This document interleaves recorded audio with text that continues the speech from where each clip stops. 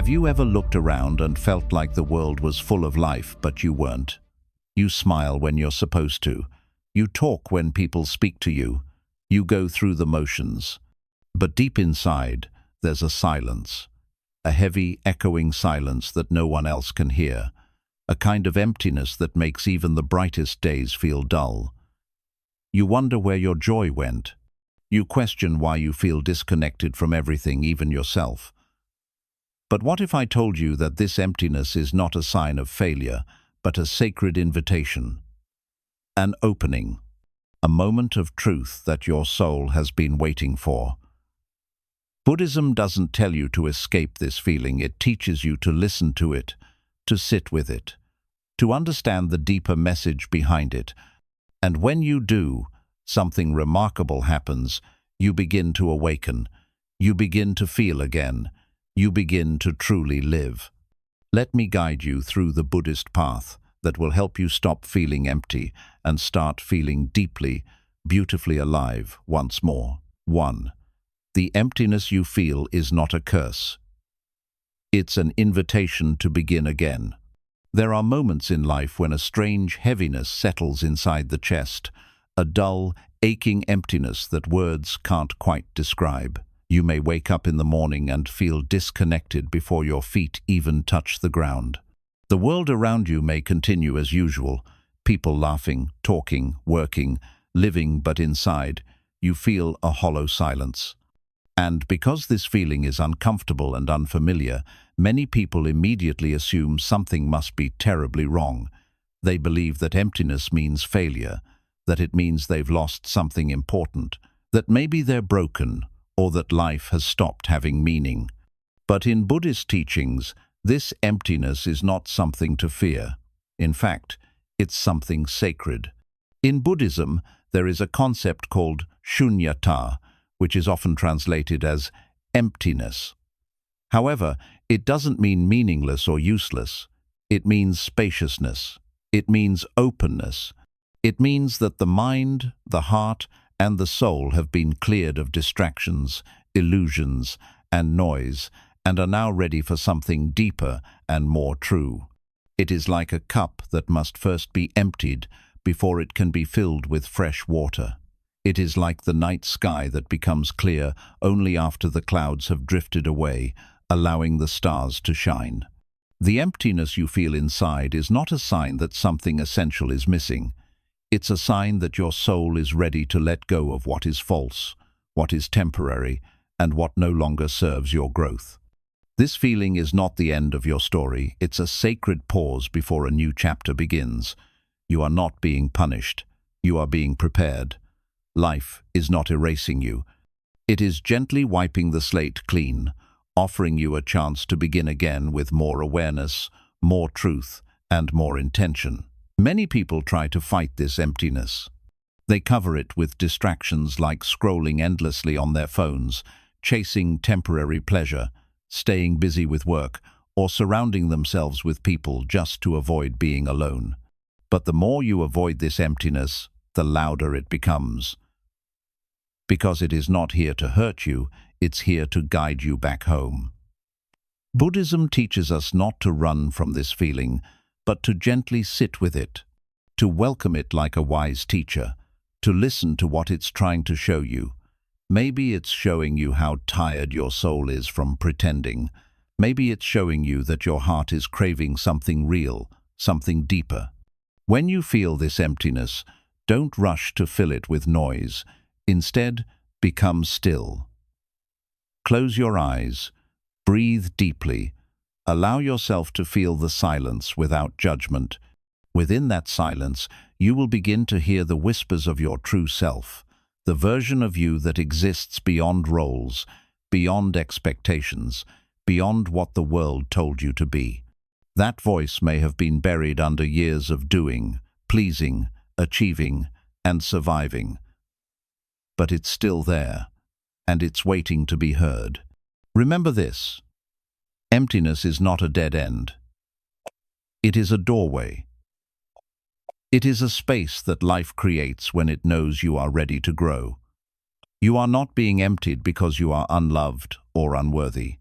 You are being emptied so that something more meaningful can take root, something aligned with who you truly are. So the next time you feel that quiet ache inside, don't panic. Don't run from it. Sit with it. Let it speak. Let it show you what is ready to be released. And trust that this emptiness is not the end of your journey, it is the sacred beginning of something beautiful. You are being invited to return to yourself, not as you were, but as you are meant to be. 2. You must release the illusions that no longer nourish you. There is a deep truth in Buddhist teaching that says much of our suffering comes not from what is happening in the present moment, but from our unwillingness to let go of what is already gone. This truth is especially important when you are feeling empty, numb, or disconnected from life. Because often, the emptiness you feel is not because something essential is missing, it's because you are still clinging to something that no longer belongs to your soul, something you may have outgrown, something that once felt meaningful but now only weighs you down. In Buddhism, attachment is one of the major sources of suffering. We attach ourselves to ideas, relationships, identities, routines, and dreams. And in the beginning, these attachments may have served us. They may have given us joy, comfort, or a sense of direction. But life is always changing. Just as seasons shift, people grow, circumstances evolve, and your heart begins to crave something more true, more honest. But when we refuse to adapt, when we keep holding on tightly to what we used to love, or who we used to be, we create a kind of inner tension, a tug-of-war between what we are trying to preserve and what life is asking us to release. This is where that aching sense of emptiness is born. It is not always the lack of something, it is the overcrowding of your soul with things that no longer nourish you. It is the heaviness of carrying stories, expectations, and memories that you were never meant to hold forever. It's like trying to breathe in a room with no windows. The air feels thin, and your spirit begins to suffocate, not because life is cruel, but because you are not allowing it to move freely through you. Buddhism teaches that nothing in this world is permanent. Everything is in a state of flow. The people in your life, the roles you play, the goals you once had, each one was meant to serve a purpose and then pass. When we resist this truth, we suffer. We begin to rely on outdated parts of ourselves to bring us happiness. We keep wearing an identity that no longer fits. We keep forcing a connection that no longer feels alive. And eventually, we begin to feel hollow not because we are broken, but because we have become disconnected from what is real. Letting go is not weakness. It is not giving up. It is an act of deep inner strength. It means trusting that you are allowed to grow beyond your past. It means recognizing that some chapters must close, not because they were bad, but because they have served their purpose. You do not dishonor the past by releasing it. You honor it by allowing it to rest, and by making room for something new to enter your life. This process of letting go may feel like grief. You may cry, you may feel lost, you may question who you are without the people, titles, or dreams you once depended on. But beneath that pain, something beautiful is happening. Your soul is shedding its layers. It is clearing space. It is creating a fertile ground for new truth, new direction, and new peace to take root. So if you are feeling empty right now, pause and reflect. What are you still clinging to that no longer feeds your spirit? Are you trying to bring life to something that has already faded? Are you holding on to someone who keeps walking away from your heart? Are you identifying yourself with a version of you that no longer feels true? The invitation is not to judge yourself, but to become aware, and in that awareness, to make the gentle choice to release. Release with compassion, release with gratitude. Release with trust that what is meant for you will never leave, and what has left was never meant to stay. When you let go of what no longer nourishes you, you don't become less, you become more. You become lighter, clearer, more alive. Because now, finally, your soul has space to breathe. 3. Return to the present moment, for that is where life has always been waiting. When your heart feels empty, when your days begin to blur into one another and nothing seems to spark joy anymore, it's often because your mind is no longer resting in the present. It drifts constantly either backward into the shadows of regret, past pain, and old memories, or forward into the uncertainties of the future, worrying about things that haven't even happened yet. In this endless mental movement, you become disconnected from the only moment where life is truly happening, right now. Buddhism teaches that the present moment is not just a fleeting second in time, it is the only reality we can ever truly experience. The past is a memory, the future is a possibility, but the present is alive. It is breathing, it is sacred. Yet for most of us, the present is the place we spend the least amount of time. We think we're here, but our attention is somewhere else. We eat while scrolling through our phones. We walk while thinking about our problems. We speak while planning what to say next. And slowly, without realizing it, we lose the ability to feel fully alive because we're no longer fully present. This disconnection creates a deep spiritual hunger, a craving to feel something real again. You might try to fill that craving by chasing excitement, by overworking, by surrounding yourself with people, or even by numbing yourself through distractions. But nothing truly satisfies because the core problem remains you are not living where your body is. Your body may be here, but your awareness has wandered away, and wherever your awareness goes, that's where your life energy flows. The present moment is not just where you breathe, it's where you heal. It's where your heart speaks in whispers. It's where the wind touches your skin and reminds you that you are part of something beautiful. It's where every emotion, every sensation, every breath can be felt deeply if you allow it. This is why mindfulness is such a powerful teaching in Buddhism. It brings you back home. It helps you return from the chaos of thoughts and the noise of the world into a space of quiet awareness where life still exists in its simplest and most nourishing form. You don't need to go on a retreat or travel to a mountaintop to find peace. Peace is already here, beneath the surface of this very moment. But to experience it, you must stop running. You must pause. You must look not with your eyes, but with your attention. Feel the way your breath moves in and out of your chest. Notice the way the sunlight dances on your wall. Listen to the sounds around you not as background noise, but as part of the living symphony of now.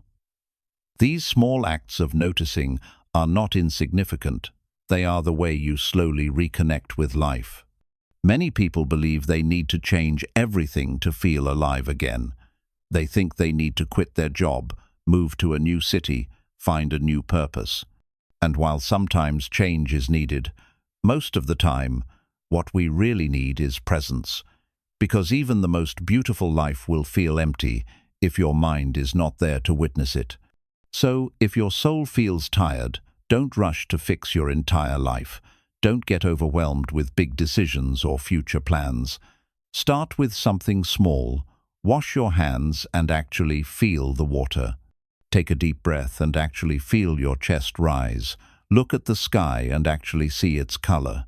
These moments might seem simple, but they are the keys to awakening. They are the doorway out of numbness and back into aliveness. Thich Nhat Hanh once said, "The present moment is filled with joy and happiness. If you are attentive, you will see it." This is not a poetic metaphor, it is a spiritual truth. The joy you are seeking is not hiding in the distant future. It is not buried in the past. It is right here, waiting quietly inside this breath, this heartbeat, this step. You don't need to chase a perfect life to feel alive again. You just need to come back to where life actually is. And that place is always now. 4. You cannot feel whole while hiding behind a false identity. One of the deepest sources of inner emptiness comes not from what we lack, but from who we pretend to be. In a world that constantly tells us how we should look, how we should act, what we should achieve, and how we should define success, many of us begin to wear masks. Masks of perfection, confidence, control, and happiness. We wear them not because we want to deceive others, but because we are afraid of being rejected for who we really are underneath.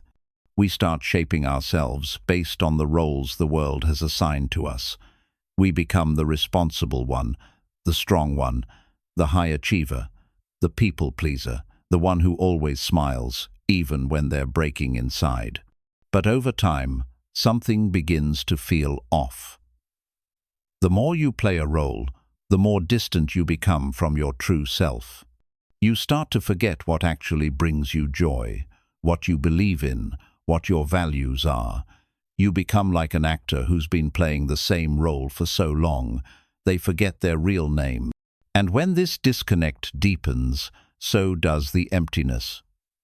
Because no amount of applause can comfort a soul that has been abandoned by its own truth. Buddhism invites us to take off the mask, not to expose ourselves in shame, but to return to what is honest. There is a concept in Buddhist teachings known as anatta, which means not self. It reminds us that the identity we cling to, this collection of thoughts, achievements, images, and labels, is not who we truly are. These things are temporary. They come and go. The real self is not fixed. It's ever-changing, like the river that flows, never staying still, yet always whole. When you build your entire sense of worth around your job title, your appearance, your social image, or the opinions of others, you will always be at the mercy of external conditions. And when those conditions change, as they inevitably do, you will feel like the ground beneath you has crumbled. You will feel empty, not because you have failed, but because you built your life around something that was never stable in the first place. True wholeness comes from inner alignment, from being honest with yourself about who you are, even when no one else is watching. It comes from living in a way that reflects your values, not the expectations of others. It comes from making choices that feel true in your bones, even if they don't make sense to the crowd. When your outer life reflects your inner truth, there is no need to perform. There is no need to seek validation. You begin to live in harmony with your soul. But this journey back to yourself is not always easy, because in order to return, you must first recognize where you've gone. You must have the courage to pause and ask, whose life am I living? Am I being true to myself, or just doing what I think I'm supposed to do? Am I acting from love, or am I just trying to be enough in the eyes of others? These are difficult questions, but they are essential. They are the questions that begin to dissolve the illusion and lead you back to something real. And real is where healing happens. You don't have to have it all figured out. You don't need to become some perfectly wise, spiritually enlightened version of yourself overnight. You just need to begin telling the truth. First, to yourself. Then, slowly, to the world. And maybe the truth is that you're tired. Maybe the truth is that you're scared. Maybe the truth is that you don't even know who you are anymore. That's okay. Honesty is not weakness. It's the beginning of freedom. Because once you stop hiding, you create space for growth, for self-connection, for deep and meaningful peace. Remember, the goal is not to be perfect. The goal is to be whole. And wholeness doesn't require pretending. It only requires presence. When you start showing up as you truly are, messy, uncertain, vulnerable, honest, you start feeling something shift. The emptiness begins to soften. The numbness starts to dissolve. And in its place, you begin to feel something you thought you had lost, a pulse, a warmth, a quiet aliveness that says, "This is me. I'm still here." So take off the mask. Speak gently to yourself. You don't have to impress anyone. You only have to return to the truth that was always inside you, because your real self is not something you have to create. It's something you rediscover, one honest breath at a time. 5. Do not fear the silence. That is where the healing begins. One of the greatest misunderstandings in life is the belief that silence is a sign of emptiness, loneliness, or even failure. When we are not surrounded by sound, movement, or constant stimulation, we often feel uncomfortable, as if something is wrong. In those quiet spaces, the mind begins to stir, and old emotions, memories, and fears rise to the surface. That rising can be unsettling, and so, to avoid it, many people fill every quiet corner of their lives with distraction. They turn on the TV not to watch it, but to silence their own thoughts. They scroll through their phones not to connect with others, but to disconnect from themselves. They surround themselves with noise so they don't have to feel what's inside. But Buddhism offers us a radically different perspective. It teaches us that silence is not something to fear, it is something to honor. Because it is within silence, not noise, that truth is revealed. It is within stillness, not activity, that healing begins. When the noise fades, when the distractions fall away, when the outside world grows quiet, only then do you meet yourself as you truly are. And that meeting, although it can be painful at first, is one of the most sacred moments in your spiritual journey. Think of a muddy pond that has been stirred by chaos. You cannot see your reflection clearly, but if you allow it to settle, if you stop stirring, stop running, stop hiding, the mud will slowly sink to the bottom. And then, in the stillness, the water becomes clear again. You begin to see, not just the surface, but the depth. The same is true with the human soul. As long as you keep distracting yourself, you cannot hear what your heart is really trying to say. Many people believe they are broken because they feel lost or empty when they are alone. But they are not broken, they are just unfamiliar with silence. They have never been taught to sit with it, to listen to it, to trust it. And so, when they are finally alone with themselves, all the unprocessed grief, suppressed pain, and forgotten emotions come rushing in like a flood. It feels overwhelming at first. But what you are feeling is not destruction, it is cleansing. It is not punishment, it is purification. That discomfort is your inner world trying to realign itself.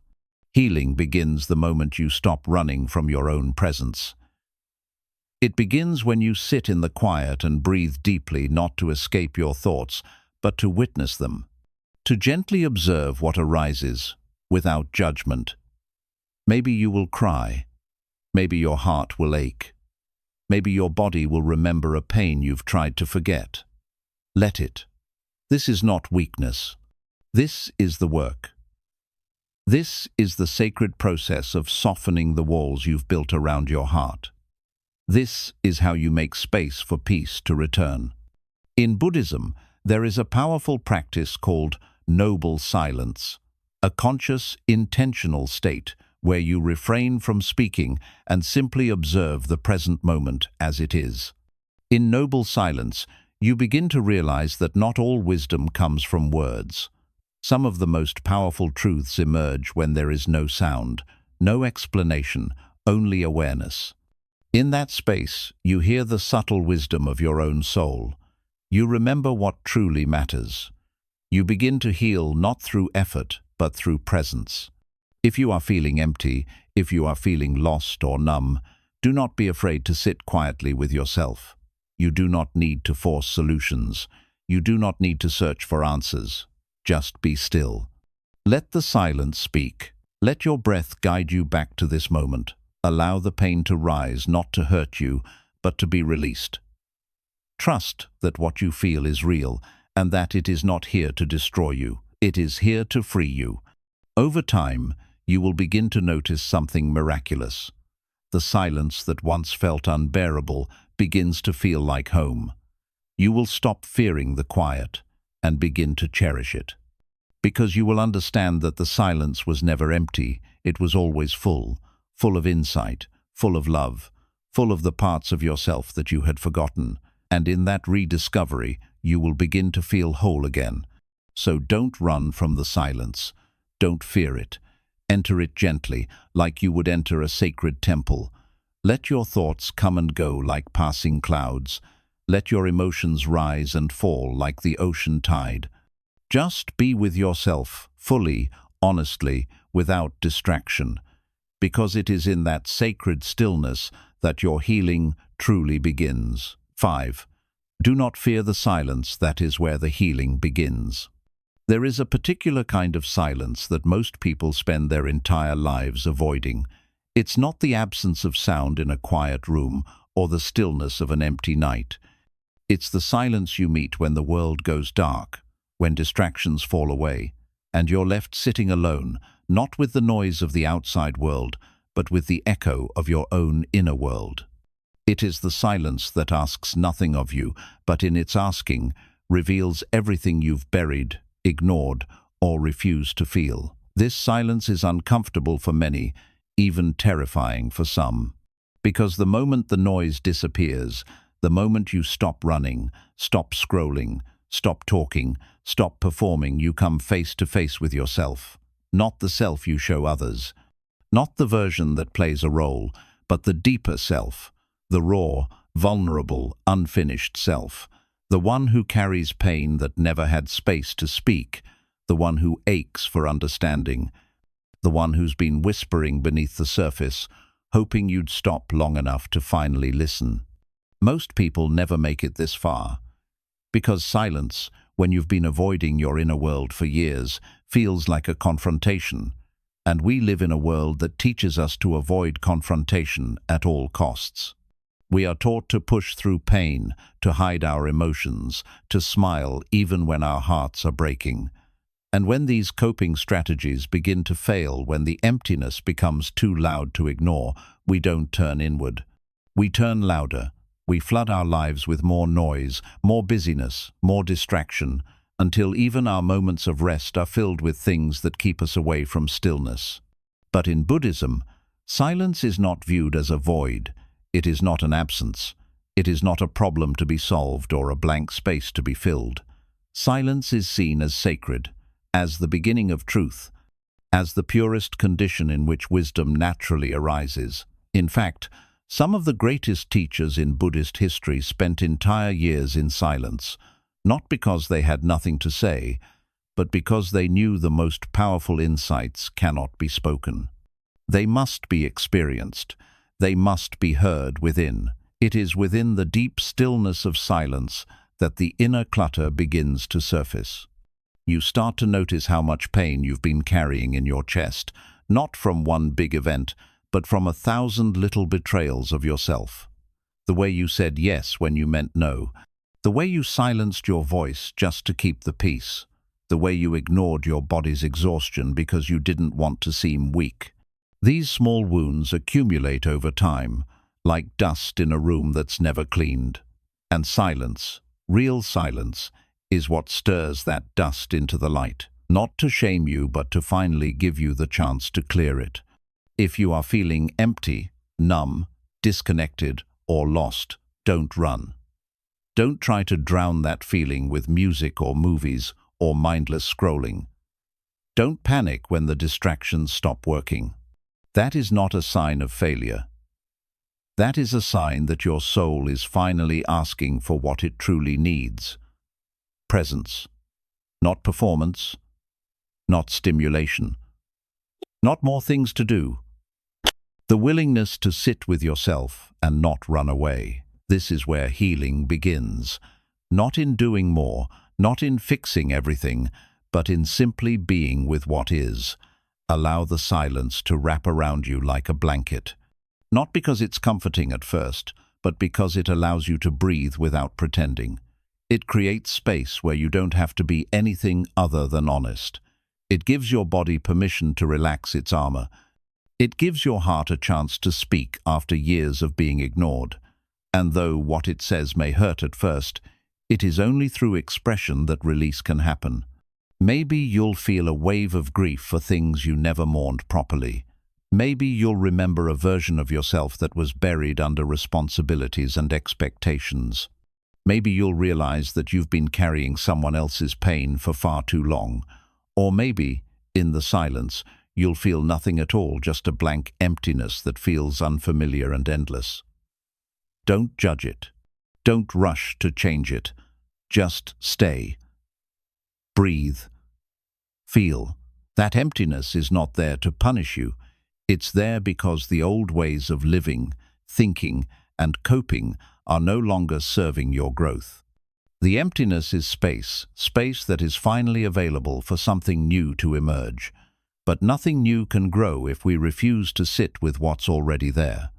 In Buddhism, the practice of noble silence isn't just the absence of speech. It's the intentional, sacred withdrawal from outward distraction so that you can hear the inner teachings of your own heart. It's the decision to stop consuming and start listening, to stop escaping and start feeling, to stop pretending and start remembering who you really are. The deepest healing happens not when someone else understands you, but when you understand yourself. Not when someone else sees your wounds, but when you finally sit long enough to see them yourself and love them. Not when the pain goes away instantly, but when you stop fearing it and begin to allow it to pass through you like a storm that needs to rain before the sun can return. Over time, as you practice sitting in silence, the fear will begin to fade, the discomfort will soften, the parts of you that once screamed in pain will begin to whisper in peace. You'll start to realize that silence was never the enemy. It was the friend you avoided because it held you accountable to your own truth. And that truth, however painful, is the key to liberation. So do not fear the silence. Do not run from it. Instead, honor it. Step into it with reverence. Treat it like a sacred temple where your soul can finally rest and your mind can finally unclench. In that stillness, you'll find what the noise could never give you: clarity, peace, understanding, and the gentle, steady return of something you thought you had lost forever: yourself. You are not lost. You are only unfamiliar with who you are beneath the noise. And silence, when met with presence, is the doorway back to aliveness. 6. Reconnect with life through service and compassion. When the soul feels hollow and the heart feels numb, many people begin to withdraw from the world. They isolate, not out of pride, but out of quiet desperation, because they no longer feel the energy to engage. They retreat into themselves, thinking that maybe if they just stay still long enough, life will begin to feel meaningful again. And while stillness is sacred and silence is healing, there is another equally important part of the spiritual journey that often gets overlooked in moments of emotional emptiness, and that is service. The act of showing up for others with compassion, not because your cup is full, but because your heart still remembers how to love. In Buddhism, the path of healing is not a solitary road meant to be walked in complete isolation. While inner reflection is essential, the Dharma also teaches that compassion is the very breath of awakening, that when we begin to serve others, we are not losing energy, we are rediscovering it. We are not giving ourselves away, we are remembering the deep, invisible thread that connects all living beings. And in that remembrance, something within us begins to shift. The walls that once made us feel separate begin to fall. The illusion of disconnection begins to dissolve. And where emptiness once lived, a quiet warmth starts to return. This may sound counterintuitive, especially when you're feeling emotionally depleted. You might ask, how can I help someone else when I can barely help myself? But Buddhism doesn't ask you to offer what you do not have. It only invites you to offer your presence, your kindness, your attention, no matter how small. And sometimes, the smallest acts done with sincerity carry the greatest power. A gentle smile to a stranger who feels unseen, a kind word to someone drowning in silence, A few minutes of listening without judgment to someone who's been aching to be heard. These actions may seem insignificant in the grand scale of things, but to a suffering heart, they can be everything. The Buddha once said, "Thousands of candles can be lit from a single candle, and the life of the candle will not be shortened." Happiness never decreases by being shared. This is not just a poetic truth, it is a spiritual law. When you offer compassion to others, it does not deplete you. In fact, it nourishes you. It awakens parts of your spirit that have been asleep. It reminds you that even in your emptiness, you still have value. Even when your heart feels cracked, love can still flow through the spaces between.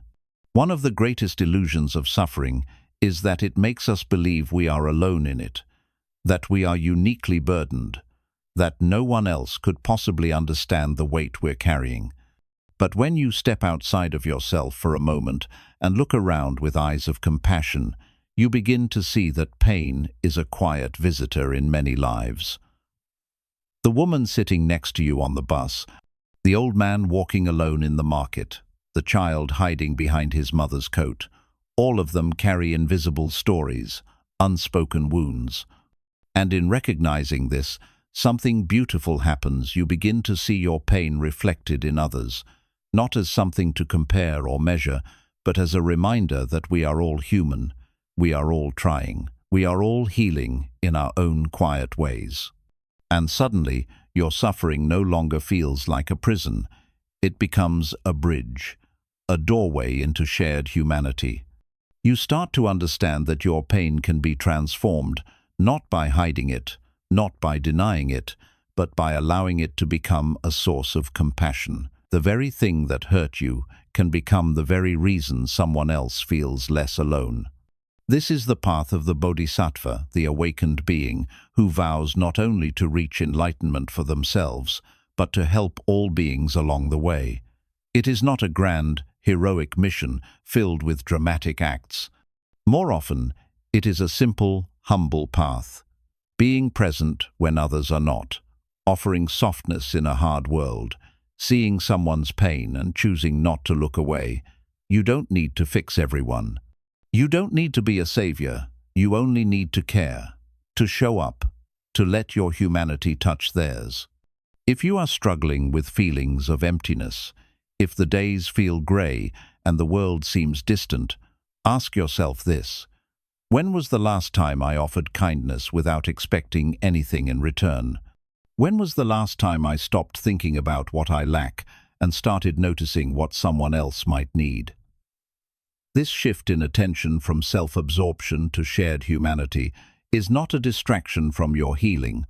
It is a form of healing, because it reconnects you to the larger web of life that you've never truly been separate from. Even science echoes this truth.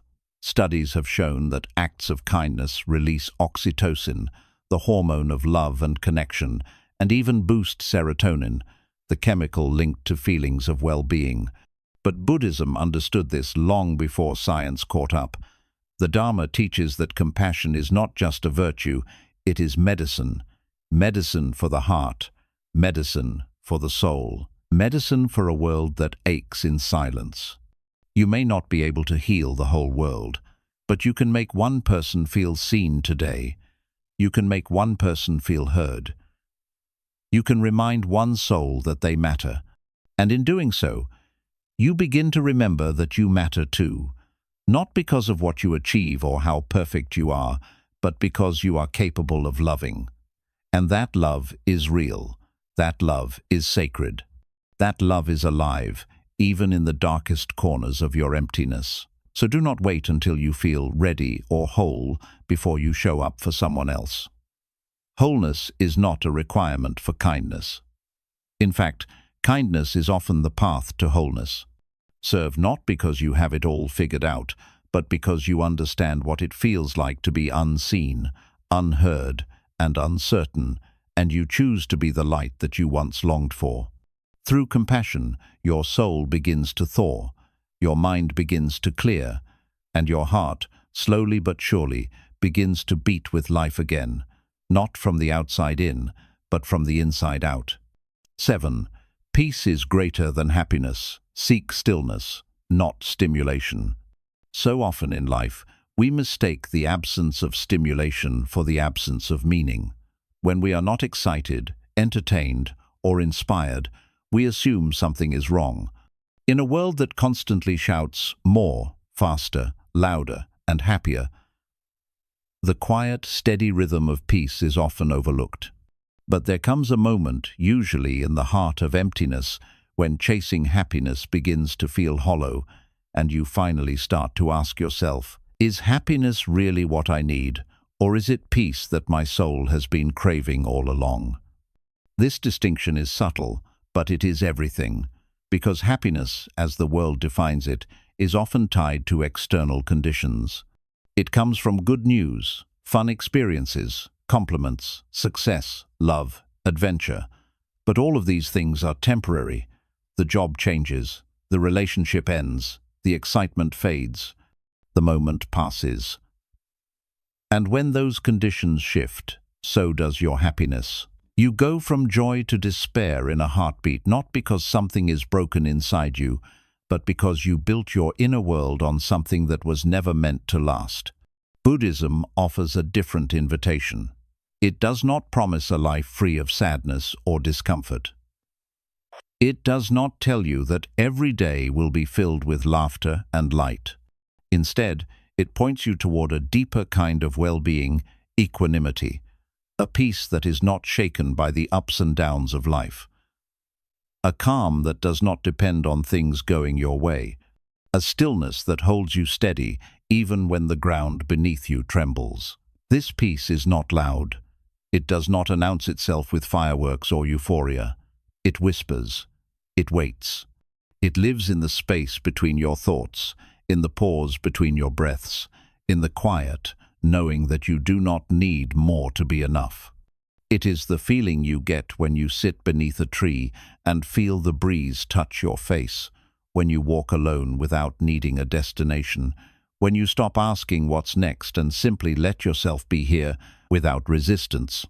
The reason so many people feel empty, even when they have everything they thought they wanted, is because they have confused stimulation for fulfillment. They keep feeding their senses, but neglect their soul. They chase one high after another, but never stop to notice the quiet beauty that is already within and around them.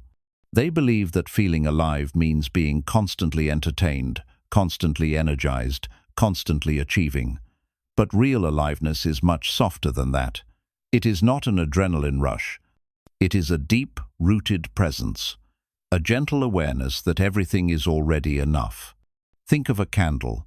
Its flame does not shout, does not flicker wildly. It glows. It simply burns. Peace is like that. It does not depend on the wind. It does not depend on the audience. It shines quietly in its own stillness. But to experience this kind of peace, you must slow down. You must stop filling every empty space with more activity. You must become willing to sit with the discomfort of non-doing, non-achieving, non-proving, and see what emerges when there is nothing left to perform. Many people say, "I want to be happy." But what they really mean is, "I want to stop suffering." And that freedom does not come from more pleasure. It comes from less attachment, less resistance, less craving. In the Dhammapada, the Buddha said, "There is no fire like passion, no shark like hatred, no snare like folly, no torrent like craving." When we spend our lives chasing happiness, we often fall into that torrent. We become addicted to the chase. But when we learn to rest, to release, to surrender to the simplicity of the present moment, we begin to experience something much more reliable than happiness. We experience peace. This peace does not mean you will never feel pain again. It means you will no longer fear it. It means you will know that you can hold both sorrow and serenity in the same breath. That you can grieve and still feel grounded. That you can be uncertain and still feel safe. That you can face the storms of life without being thrown off your center, because your center is no longer built on conditions, It is built on awareness, on acceptance, on truth. When you stop needing everything to go your way, a deep kind of freedom begins to blossom. You start noticing beauty in the small things, a single flower blooming through concrete, the sound of rain against your window, the way the sun sets a little differently each day. These moments may not make you happy in the way society defines it, but they connect you to something greater. They return you to the rhythm of life that has nothing to do with noise and everything to do with presence. And perhaps most importantly, peace allows you to love yourself exactly as you are, not as a project, not as a performance, but as a being in process, fluid, imperfect, evolving. You no longer seek happiness as a way to escape your pain. Instead, you allow the pain to sit beside you, knowing it is just passing through. And in that allowing, your heart becomes a place where everything belongs. Joy, sorrow, doubt, wonder, they can all come and go, like guests passing through a temple. And through it all, you remain still. Not because you are indifferent, but because you are free. So if you are feeling empty, if life feels too fast, too loud, too demanding, don't add more. Subtract. Don't chase more excitement. Create more space. Let go of the belief that you always need to be happy and begin to explore what it means to be whole. Because peace is not something you find by doing more. It is something you uncover when you finally allow yourself to do less. In this stillness, you will begin to notice something beautiful. The emptiness you once feared begins to soften. It no longer feels like a hollow space. It feels like a quiet garden. And in that garden, without force or striving, your soul begins to bloom again, not with noise, not with fanfare, but with a deep, enduring grace that no one can take away from you. Peace is not an escape from life. It is how life feels when you stop resisting it. And once you touch that peace, even for a moment, you will understand that this still, sacred presence was what your soul was truly longing for all along. 8. You are not broken, you are becoming. There is a quiet ache that lives within so many people, a heavy feeling in the chest, a dullness behind the eyes, a whisper in the soul that says, "Something is wrong with me." This whisper grows louder over time, especially when life becomes difficult to carry, when joy feels out of reach, and when the light you once carried begins to dim. You look around and see others laughing, progressing, living, and then you look at yourself silent, exhausted, disconnected, and the conclusion seems obvious: I must be broken. But what if that conclusion is not the truth? What if that feeling of being broken is not a flaw, but a misunderstanding? What if it's not a sign of failure, but a sign of transformation? In Buddhism, nothing is ever truly broken, nothing is ever wasted. All things are in a state of change, flow, movement. The caterpillar does not break when it enters the cocoon. The seed does not die when it is buried beneath the soil. The moon is not broken when it disappears from the sky. These are not endings, they are stages, necessary phases of becoming. And the pain you feel, the emptiness that haunts you, the confusion that clouds your thoughts, these too are not signs of your weakness. They are signs that you are in the middle of a transformation your conscious mind has not yet fully understood. We live in a culture that glorifies the outcome. We are taught to celebrate the healed person, the successful person, the confident, joyful, enlightened version of a human being. But what we are not taught, what is rarely honored, is the sacredness of the process. The quiet, messy, often lonely journey of becoming, of unraveling everything that was false in order to uncover what is real, of breaking open not because you are fragile, but because you are being expanded. You are not broken. You are shedding. You are dissolving old stories, unlearning old patterns, and releasing old identities that no longer align with who you are meant to be. Of course it feels painful. Of course it feels confusing. You are mourning versions of yourself that you depended on to survive, and even if they were never truly you, they were familiar. And letting go of the familiar always hurts. But just because something hurts doesn't mean it's wrong. In Buddhism, suffering is not seen as punishment. It is seen as the first noble truth. It is acknowledged, welcomed, examined, because only by understanding suffering can we begin to move through it. Only by turning toward our pain with compassion can we begin to transform it. And this transformation is not instant. It is not clean. It is not always graceful. It is slow, cyclical, and deeply personal. But it is real, and it is sacred. If you are feeling lost right now, if you are questioning your worth, your purpose, your place in the world, pause. Breathe. Notice that you are still here. That despite the emptiness, you have not collapsed. Despite the confusion, something inside you is still searching for light. That something is not weakness. It is your strength. The strength of the seed that splits open in the dark. The strength of the river that carves through stone. The strength of the soul that, even in silence, continues to rise. You do not need to be fixed. You need to be met with gentleness, with slowness, with love.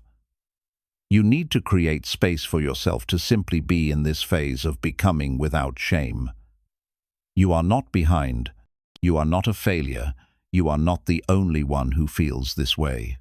In fact, some of the most radiant beings you've ever seen, those who walk with calm, who radiate wisdom, who hold others with such compassion, those people did not arrive there easily. They walked through fire. They sat in their own darkness. They questioned their worth, their identity, their future. And through that process, by not running from the discomfort, but by walking through it, they were transformed. And so will you. In Buddhist teaching, there is no final state of perfection. Enlightenment itself is not a finish line. It is a way of being, a continuous unfolding. Even the most awakened beings continue to learn, to feel pain, to face impermanence. But what changes is their relationship to it. They stop judging themselves. They stop resisting what is. They stop expecting life to be something it isn't.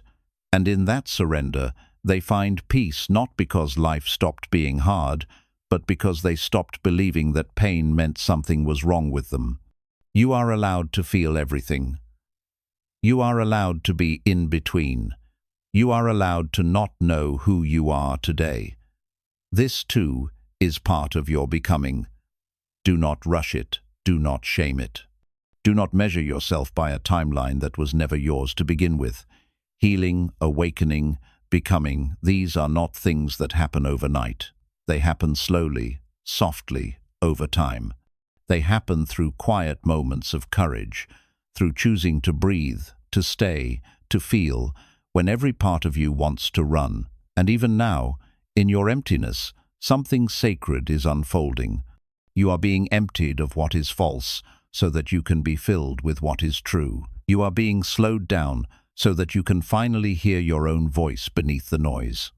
You are being softened, so that your heart can begin to feel again not just happiness, but the full spectrum of life. You are not broken.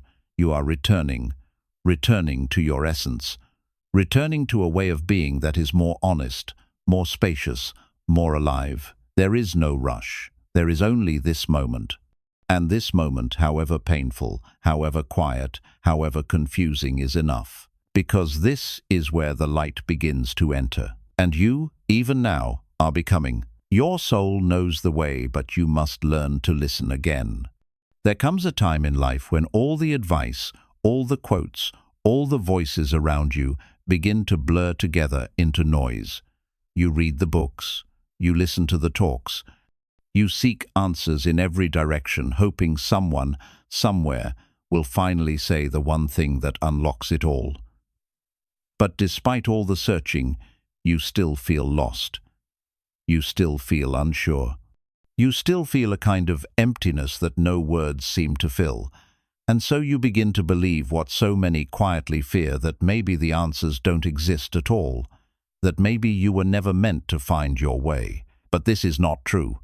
In Buddhism, it is taught that the ultimate source of wisdom is not out there, in someone else's voice, in some perfect system or map. The ultimate source of wisdom already lives within you, beneath the noise, beneath the layers of conditioning, beneath the wounds and distractions, beneath the self-doubt, beneath even the stories you've told yourself about who you are.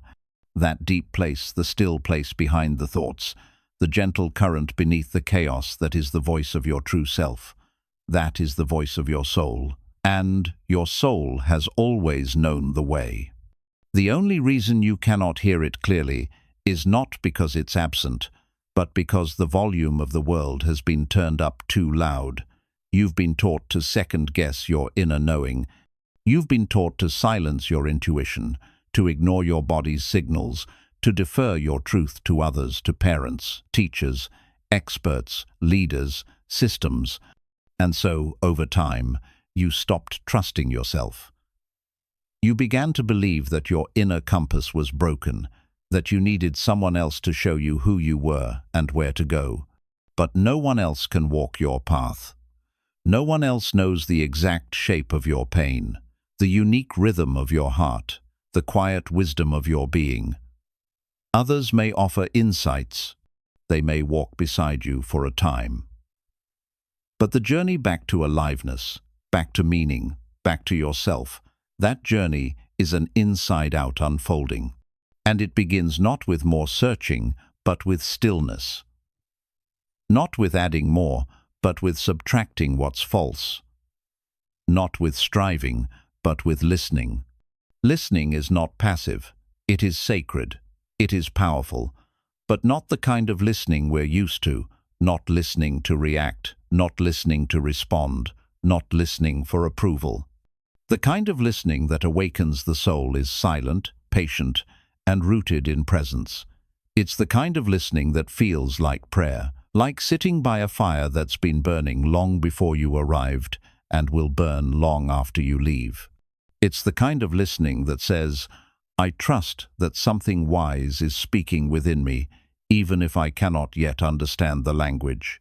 Buddhism teaches us that everything we need to wake up to become free from suffering is already inside us. The Buddha did not hand people enlightenment. He offered them tools to remove the illusions that blocked them from seeing what was already there. The Dharma is not a path of becoming someone else. It is a path of remembering who you've always been beneath the layers. So how do you begin to hear your soul again? You begin by turning down the noise. That might mean disconnecting from endless digital stimulation. It might mean creating space in your day that isn't filled with tasks, obligations, or distractions. It might mean sitting in silence even when it feels uncomfortable. It might mean journaling not for perfection, but for raw honesty. It might mean walking in nature without headphones, just listening to the trees, the birds, your own breath. It might mean asking gentle questions without rushing to answer them. What am I feeling? What is this moment teaching me? What part of me is longing to be seen, heard, loved? And most of all, it means trusting what arises, even if it's messy, even if it's not what you expected, even if it goes against the opinions of others. The voice of your soul is not always loud. It doesn't shout over your fear. It doesn't compete for attention. It waits patiently for you to quiet enough to hear it.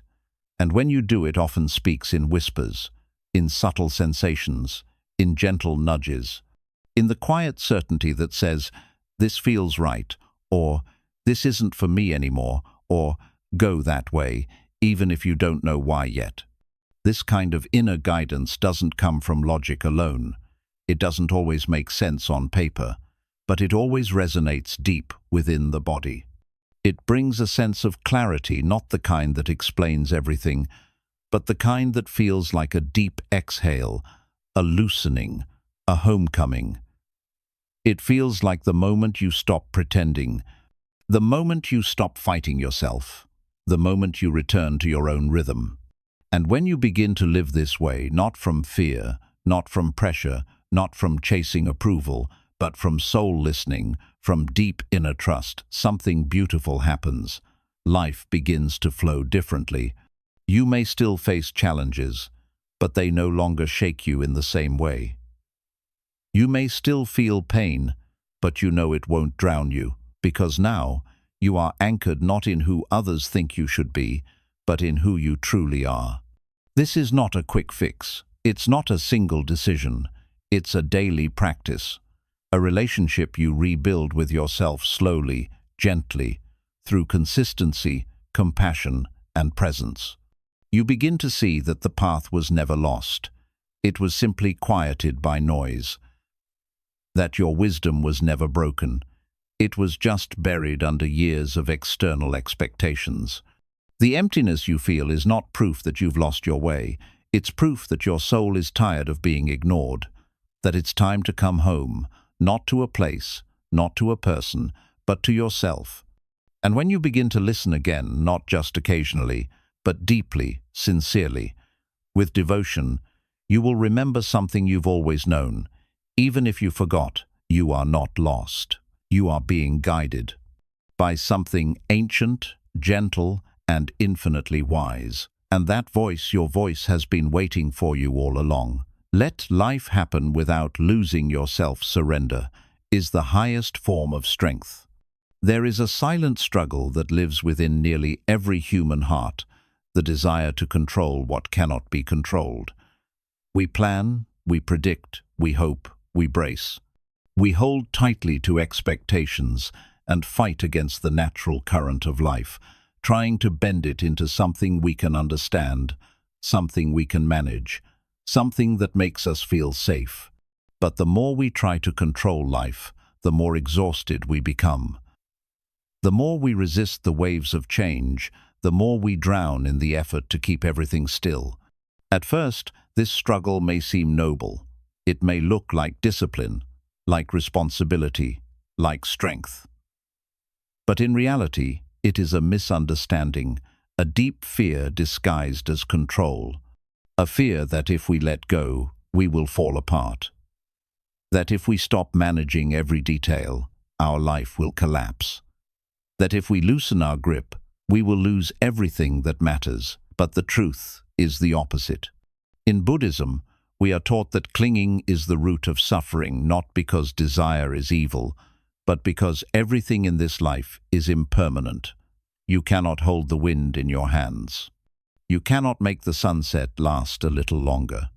You cannot stop the seasons from changing. And no matter how much you try to control your world, you cannot stop life from unfolding in its own mysterious rhythm. To cling to what is passing is to suffer. To resist what is inevitable is to break yourself against life. But to surrender not as weakness, but as deep spiritual understanding, that is where true peace begins. Surrender does not mean giving up. It does not mean becoming passive, numb, or careless. True surrender is the deepest form of strength, because it requires more courage to let go than it does to hold on. It means you no longer fight reality. You no longer argue with what is. You no longer waste your energy trying to control the uncontrollable. Instead, you shift your focus inward toward how you show up in each moment, toward the quality of your presence, toward the choices that are still within your hands, even when outcomes are not. Letting life happen does not mean you stop caring. It means you stop fearing. You stop micromanaging the universe, and you begin trusting that you are not here by accident. That the same intelligence that causes the trees to bloom, the rivers to flow, and the sun to rise, that same intelligence is guiding your life too. And when you trust that, when you relax your grip and fall into that rhythm, you begin to experience a kind of peace that control could never offer. So many people feel empty, not because they lack love or meaning, but because they are exhausted from trying to hold everything together. They are tired from pretending to know what's next, from overthinking every step, from carrying the weight of everyone's expectations. They are afraid to let go because they've been taught that surrender means failure, but the Buddha taught otherwise. In truth, surrender is the point where resistance ends and presence begins. It is the sacred doorway where your ego steps aside and your soul takes the lead. It is the shift from asking, "How do I control this?" to gently whispering, "How can I meet this moment with grace?" And that grace changes everything. When you begin to live with surrender not blindly, but mindfully, you begin to notice something miraculous. You begin to feel more rooted even when life is uncertain. You begin to feel more alive even when plans fall apart. You begin to feel more peaceful even when things are not going your way, because your peace is no longer tied to conditions, it is tied to your response. Your relationship to life becomes softer, more fluid, more compassionate. You stop blaming yourself when things change. You stop shaming yourself when you don't know what to do. You begin to trust that it is okay to not have all the answers, that it's okay to just be without solving or fixing everything. You start to realize that life was never asking you to be perfect. It was only asking you to be present, to walk through this world with open eyes and a soft heart, to accept what is, even as you move toward what could be, to let yourself be human, tender, unsure, evolving. And in that acceptance, you begin to feel something return, a stillness, a lightness, a clarity, a sense that you are exactly where you need to be, even if you do not understand why yet. This is not something you figure out in one moment. It is a daily practice, a gentle surrender that happens breath by breath, moment by moment. Every time you let go of the urge to control, every time you pause before reacting, every time you soften your expectations and meet reality as it is, you are practicing surrender. And every time you do, you return to yourself, not the self that's built on achievements or plans, but the self that simply is, the self that is present, aware, alive, and deeply okay, no matter what. So if life feels heavy right now, if everything feels uncertain or out of your hands, stop asking, "How do I fix this?" and start asking, "How do I hold this with love? How do I surrender, not because I am weak, but because I am wise enough to know that life moves in waves, and it is safer to float than to fight?" You were never meant to control the ocean. You were only meant to learn how to breathe in its waters, to trust in its tides, to flow with its rhythms, and in doing so, to finally discover what it means to be free. Surrender, not as an end, but as a return, not as a collapse, but as a rising into something deeper than control, into wisdom, into peace, into a life that no longer needs to be perfect in order to be sacred.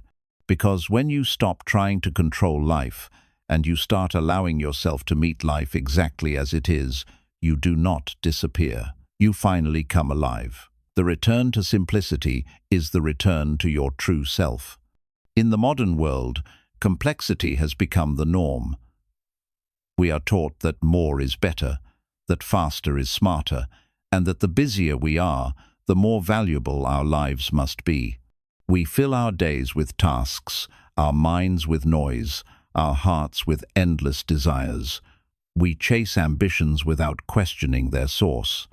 We collect possessions we don't need, maintain connections we don't truly feel, and pursue images of success shaped not by our inner truth, but by cultural expectations. We confuse movement with progress, consumption with satisfaction, stimulation with aliveness, and in the process, something quiet and sacred begins to fade. Our connection to simplicity. But what if the very thing we are running from, stillness, quiet, simplicity, is not a step backward, but a return home? In Buddhism, simplicity is not a lifestyle trend. It is a deep spiritual principle. It is the conscious shedding of what is unnecessary, the quiet return to what is real. It is not the rejection of beauty or joy, but the understanding that true fulfillment does not come from excess, but from presence.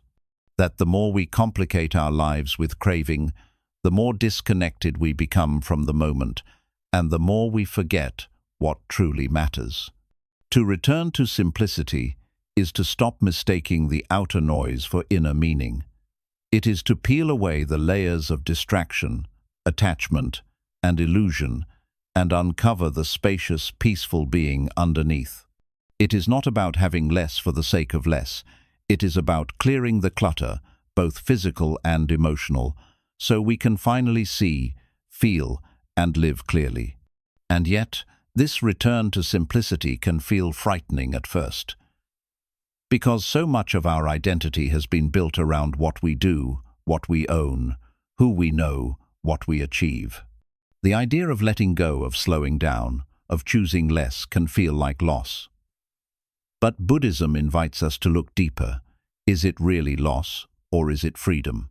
Simplicity teaches us to examine our lives not through the lens of productivity, but through the lens of peace. To ask not, what else can I add, but what can I release? To question the purpose of everything we invite into our space, our time, and our hearts. Does this bring me closer to truth, to stillness, to compassion? If not, why am I holding on to it? Think of your life like a garden. Every object, every thought, every relationship, every habit is like a plant. Some are nourishing, deeply rooted, and life-giving. Others are weeds once small and harmless, now quietly consuming your energy, suffocating your clarity. If you never pause to prune, to reflect, to clear what's overgrown, you may one day wake up in a jungle of your own making, surrounded, overwhelmed, and disconnected from the very soil you once stood upon. This is what happens when simplicity is forgotten. Life becomes so filled with tasks, obligations, goals, and distractions that we stop hearing the voice of the present moment. We stop feeling the warmth of the sun, tasting the richness of our food, or hearing the silence between thoughts. We rush through life on autopilot, constantly reacting, rarely arriving. But when we return to simplicity, even in small ways, we begin to feel again. We begin to notice. We begin to breathe differently, not as a means to survive, but as a sacred rhythm of being. Returning to simplicity is not about moving into a cave or giving up modern life. It is about intention. It is about becoming deeply aware of what we are saying yes to, and having the courage to say no to everything that no longer serves our peace. It is choosing a walk in nature over another hour of scrolling. It is allowing silence instead of filling every gap with entertainment. It is choosing presence over performance. It is drinking tea slowly, washing dishes mindfully, eating meals in gratitude. It is speaking less, but with more truth. It is realizing that life does not need to be grand to be sacred. Every moment, every breath, every gesture can be a temple if we are willing to be there for it. The Buddha lived with few possessions not because he believed in poverty, but because he understood the weight of excess. Every object you own owns a piece of your attention. Every obligation you carry takes a piece of your energy. When we accumulate too much emotionally, materially, spiritually, we scatter ourselves. We become fragmented, thinly stretched across 1,000 surfaces, unable to feel deeply or love fully. But simplicity gathers us. It returns us to our center. It teaches us how to hold space for what truly matters and let go of the rest with gentleness. And perhaps the most beautiful thing about simplicity is this: it makes room for joy. Not the loud, fleeting kind of joy that comes from excitement or surprise, but the quiet, steady joy that arises when you are fully present with life just as it is. The joy of watching a candle flicker in the dark, the joy of noticing a child's laughter, the joy of walking barefoot on the earth, the joy of waking up with nothing to prove, the joy of no longer needing your life to be extraordinary in order to be meaningful. In a world obsessed with the spectacular, simplicity reminds us that the ordinary is where the sacred lives. That peace is not hidden in some faraway mountain or future achievement, but in the cup of tea you hold, the breath you take, the room you clean with love, the moment you meet your own gaze in stillness and say, "This is enough." Simplicity is also what allows us to connect with others in real, meaningful ways. When you simplify your inner world, you become more available to those around you. You listen more, you react less, you speak from a place of sincerity, not performance. Your relationships stop being transactions of expectation and become spaces of presence. You stop needing others to fill your emptiness and instead begin sharing your fullness with them. This is not just emotional maturity, it is spiritual alignment. Even your suffering changes in the light of simplicity. You no longer complicate it with stories, judgments, or projections. You begin to see your pain clearly, without embellishment or denial. And in that clarity, healing becomes possible. You learn to hold your sorrow with grace, your fear with breath, your uncertainty with compassion. You stop needing to escape it, and instead allow it to move through you like the wind, strong, temporary, purifying. Simplicity gives you back to yourself, and not the version of yourself that is shaped by roles, achievements, or appearances. The real you, the soft, awake, aware, breathing being who exists beneath it all, the one who knows how to love, the one who remembers how to feel, the one who can sit in a quiet room with nothing to do and know deep in the marrow of your bones that nothing is missing. And in that moment, the emptiness you once feared becomes your greatest teacher. Because it was never a curse. It was space, sacred space, calling you back to the rhythm of life. Not a life built on chasing, proving, collecting, but a life built on being. So, if you feel overwhelmed, disconnected, or emotionally lost, do not ask what you need to add to your life. Ask what you are willing to release. Ask what you are carrying that does not belong to you. Ask what weight you can finally set down. Begin there, not with more but with less, because in letting go, you remember, and in remembering, you return, not to a simpler life alone but to a simpler way of being. And in that simplicity, you may finally feel what you've been searching for all along. The peace of being alive, exactly as you are, with nothing left to chase and everything left to feel. Healing begins the moment you stop running from yourself. There is a quiet pattern that lives beneath so many of our struggles, a pattern so subtle and so deeply woven into our daily life that we often don't even realize it's there. It's the habit of escape, the instinct to run not in the physical sense, but emotionally, mentally, spiritually. The impulse to pull away from what we feel, to turn from our pain, to silence our discomfort, to hide from the deepest parts of ourselves. And though we may not speak it out loud, many of us carry this hidden belief. If I just keep moving, keep achieving, keep distracting, I won't have to face what's really inside. But the truth is, what we avoid does not disappear. What we suppress does not die. It waits, patiently, quietly. It waits in our breath, our body, our behavior. It waits in the silence between words. In the moments when the noise fades and we are left alone with ourselves. It waits because it wants to be seen, because it knows that the only way out is through. In Buddhism, avoidance is not judged, it is understood. It is recognized as a deeply human reflex, a conditioned response to pain, born out of fear and a longing to survive. But Buddhism also teaches us that freedom can never be found in running, that true liberation does not come from escaping ourselves, but from meeting ourselves fully with compassion, with patience, with presence. To heal, we must first learn to stop running. But to stop running, we must understand what we are running from. And often, What we're running from is not just past trauma or emotional pain. We are running from the parts of ourselves we were never taught how to hold. The anger we were told is dangerous, the sadness we were told to hide, the confusion we were shamed for having, the longing we were told makes us weak, the needs we were punished for expressing. These are the fragments of ourselves we buried long ago, thinking they made us unlovable. And now, as adults, we continue to run not from the world, but from these parts of us that are still waiting to be held, to be loved, to be seen as worthy of existing. Healing begins the moment we pause long enough to stop turning away. It begins not with grand gestures or perfect answers, but with a simple willingness to stay, to sit with ourselves, to feel what is here, to stop saying, "This shouldn't be happening," and start saying, "This is what is happening. Let me meet it with kindness."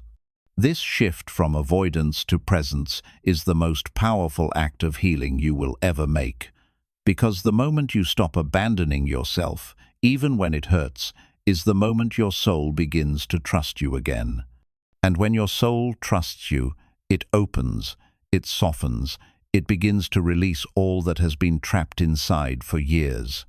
But this is not easy work, because what arises when you stop running is not always beautiful.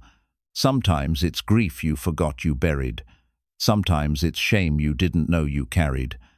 Sometimes it's rage that frightens you.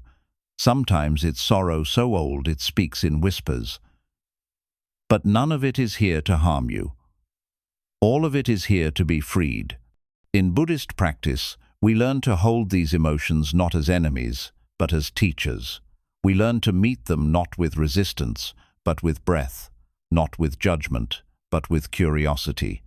We sit with them the way we would sit with an old friend who's been carrying too much for too long. We let them speak, we let them cry, we let them tremble, we let them be exactly as they are without fixing, without fleeing, without forcing them into silence. And in doing so, something begins to shift. The parts of you that once felt broken begin to feel heard. The wounds that once felt unbearable begin to feel seen. You realize you don't need to solve your pain to be at peace. You just need to stop running from it. This kind of healing is not fast. It is not linear. It does not always feel like progress. Some days you will feel lighter. Some days you will feel heavy again. But if you are present, if you continue to return to yourself, even when it's hard, you will begin to notice something gentle and profound. The more you stay, the less you fear what you find. The more you witness your pain, the less control it has over you. The more you listen to your inner world, the more you realize you are not a problem to be fixed, but a story waiting to be understood. In Buddhism, mindfulness is not just a practice, it is a path to remembering. When you are mindful, you remember that your thoughts are not who you are. Your pain is not your identity. Your past does not define your worth. You begin to separate awareness from experience. You become the space that holds what arises, not the storm itself. And from that space, healing unfolds naturally, not through force, but through presence. Letting go of the need to be perfect, letting go of the story that says you must be strong all the time, letting go of the belief that feeling deeply makes you broken, you begin to see that your softness is not a flaw, it is your strength, that your sensitivity is not a burden, it is your guide, that your emotions are not obstacles, they are messengers, pointing you back to the parts of yourself that still need love. And when you stop running, you give yourself that love. Not because you've earned it, not because you've fixed yourself, but because you finally see the truth.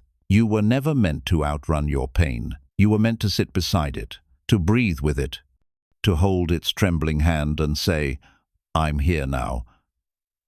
I'm not leaving you again." And in that moment, you begin to experience a kind of peace that no external success could ever give you. The peace of being whole, not because you are untouched by pain, but because you are no longer afraid of it. This is the peace that arises when the war with yourself ends. This is the stillness that appears when you stop needing to escape. This is the softness that grows when you stop demanding that life always feel good, and instead begin honoring the beauty of feeling at all. So if you are tired of running, if the distractions have stopped working, if the goals feel empty, if the mask is getting too heavy, then maybe this is your invitation, not to try harder, not to be stronger, but to be still, to be soft, to be with yourself in a way you never have before, to say yes to the quiet parts of you, to the scared parts, to the forgotten parts, to the parts that are still waiting to hear. You are allowed to exist just as you are, because you are. And the moment you believe that not just in your mind, but in your bones, is the moment the healing truly begins. Not because you've become someone new, but because you've finally remembered the one you were always meant to be. You are not here to be perfect, you are here to be real.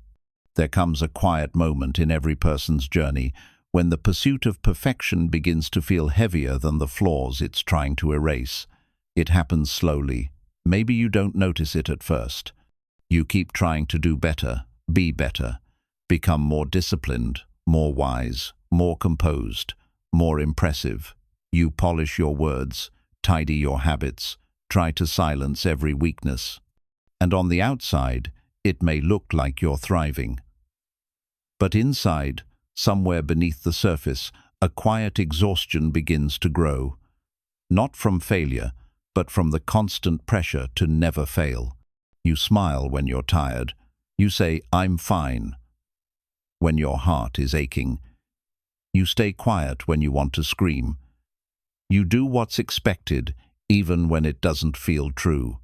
And slowly, the gap between who you are and who you think you're supposed to be becomes wide enough to swallow your joy, your clarity, and sometimes even your identity.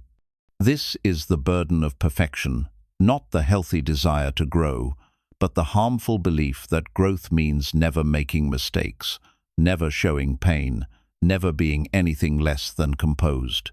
In Buddhism, there is no teaching that demands you be flawless. The Dharma does not promise enlightenment only to the perfect. It does not say that only those without anger or doubt or confusion can find peace.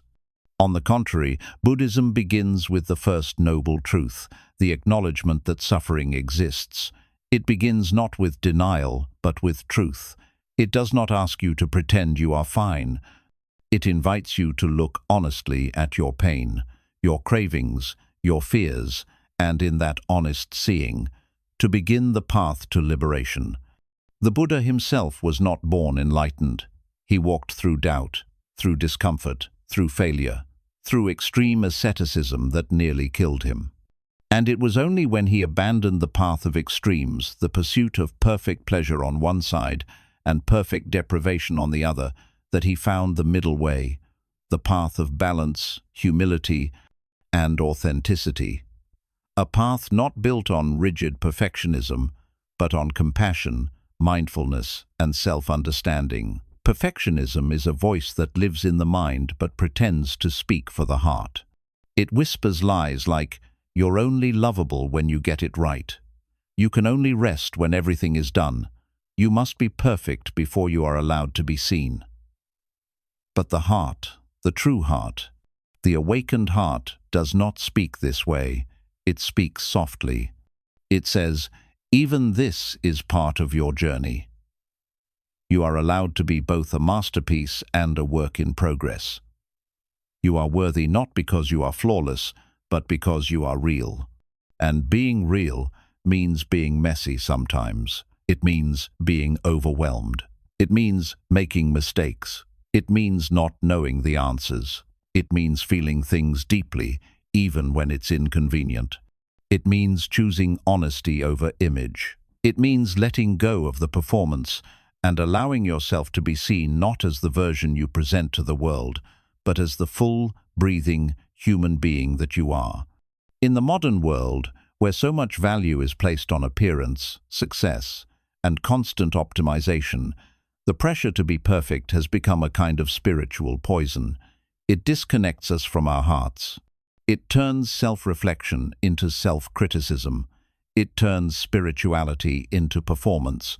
And worst of all, it keeps us from connecting with others in a genuine way. Because when you are trying to look perfect, you cannot be vulnerable. And without vulnerability, there is no intimacy, no authenticity, no real love. This is why Buddhism places such deep emphasis on compassion, not just for others, but for yourself. It is not enough to be kind to the world if you are cruel to your own heart. You cannot shame yourself into wholeness. You cannot punish yourself into awakening. The path to truth is not paved with judgment, it is walked with gentleness. So, if you are exhausted from trying to be perfect, if you're tired of fixing and improving and endlessly correcting yourself, maybe the next step is not to strive harder, but to pause, to ask yourself, what if nothing is wrong with me? What if I don't need to be fixed but simply held? What if my softness is not a weakness, but a sacred part of my wholeness? What if the goal is not to rise above my humanity, but to meet it with love? In Buddhist teaching, there is a term called dukkha, often translated as suffering, but more precisely meaning dissatisfaction, unease, or the stress of trying to make life something it's not. Perfectionism is a form of dukkha, a constant resistance to what is, a belief that life should be neater, easier, more controlled. But the moment you stop fighting what is and start accepting it, feeling it, allowing it, that's when the knot begins to loosen. That's when peace begins to rise, not because your life became perfect, but because your relationship to life changed. You begin to understand that your worth is not conditional. You do not need to earn the right to breathe. You do not need to be extraordinary to deserve love. You do not need to have all the answers before you begin your healing. You only need to be present to your thoughts, to your emotions, to your body, to the truth that's rising within you, to the version of yourself that is already here, already trying, already enough. This is not complacency. It is not giving up on growth. It is the foundation of real growth. Because only when you stop rejecting yourself can you begin to transform in a way that is sustainable, gentle, and true. Perfection demands that you meet a standard outside of yourself. Authenticity invites you to meet yourself where you are. Perfection says, you are not enough until. Authenticity says, you are already enough, even as you change. Perfection judges you at every step. Authenticity honors every step as part of the path, even the mistakes, even the tears, even the moments when you collapse, even the days when your progress looks like stillness. Because healing is not linear. Awakening is not a straight line. Becoming who you truly are is not a performance, it is a shedding, a remembering, a softening into something more human, more honest, more whole. So, if you are struggling with the pressure to always be okay, to always be wise, to always respond the right way, let this be your permission to stop. You do not need to be perfect. You were never meant to be. What you are meant to be is real. And in your realness, in your honest presence, in your vulnerable becoming, you will find the peace that perfection could never offer you. Because perfection is a cage made of illusions. But truth will always set you free. You don't have to know where you're going, you just have to be willing to take the next step. There's a certain kind of pressure that hides beneath many of our most painful thoughts, the pressure to have it all figured out. To know who you are, to know what you want, to know what your purpose is, to know what your next move should be.